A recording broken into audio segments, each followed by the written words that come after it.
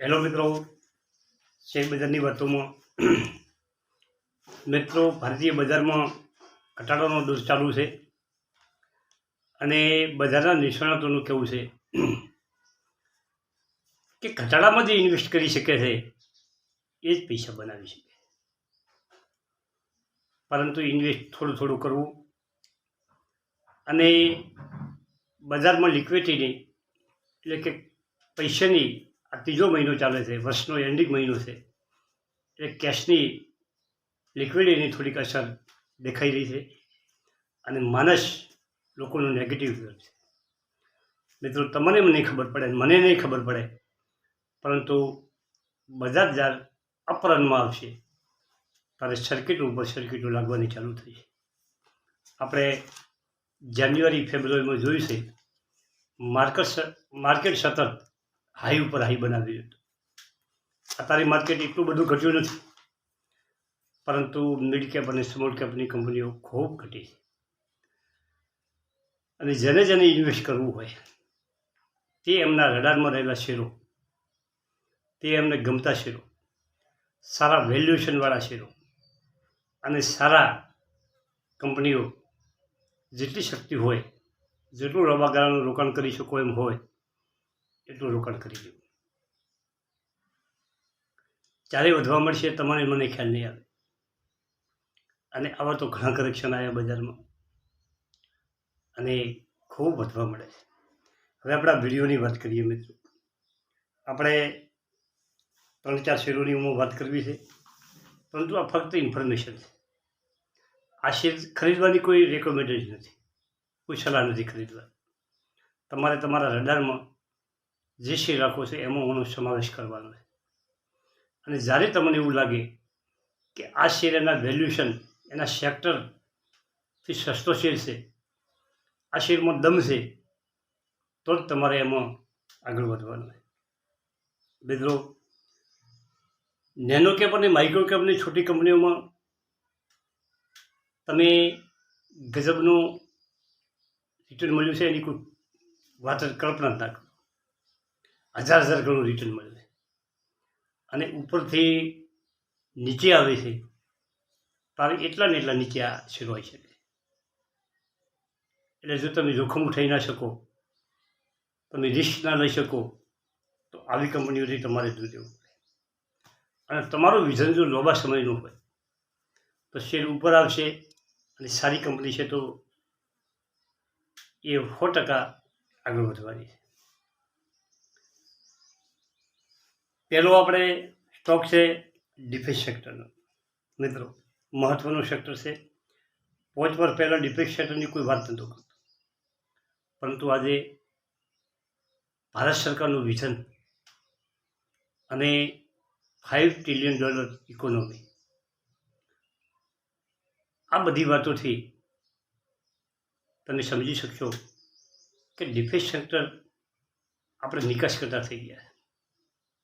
પહેલાં આપણે આયાત કરતા હતા, હથિયારો, સબમરીન, વિમાનો, યુદ્ધવાહક જહાજો, મિસાઇલો.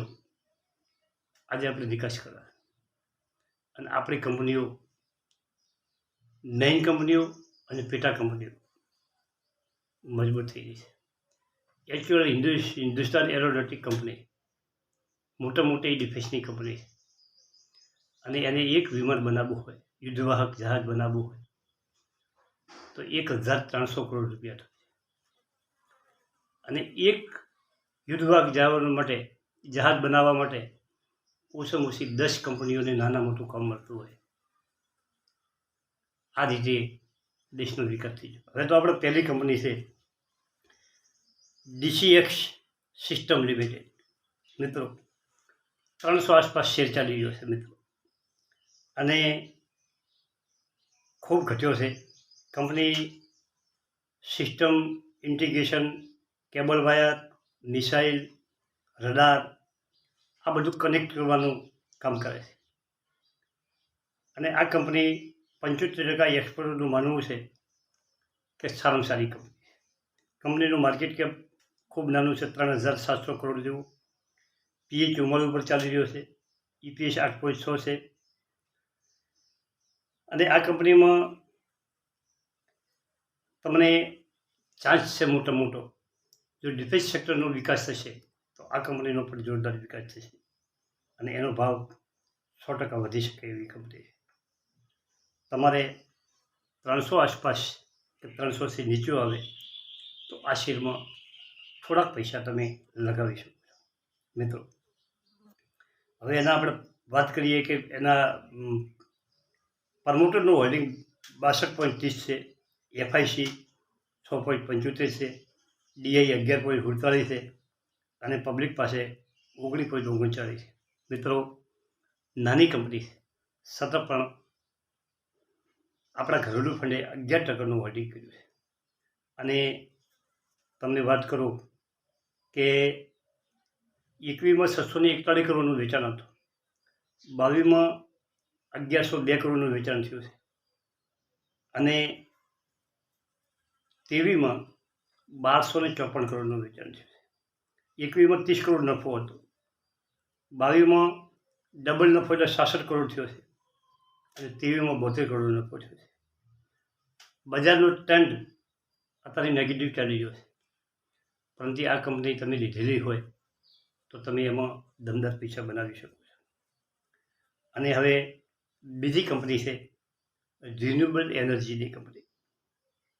મિત્રો, ઈવી સેક્ટરનું માર્કેટ CAGR 50%થી ગ્રોથ કરી રહ્યું છે અને 2022-23માં 10 મિલિયન યુનિટ સેલ્સ કરવાનો ગ્રોથ છે અને એમાં આ કંપની એનું કામ કરી શકે છે.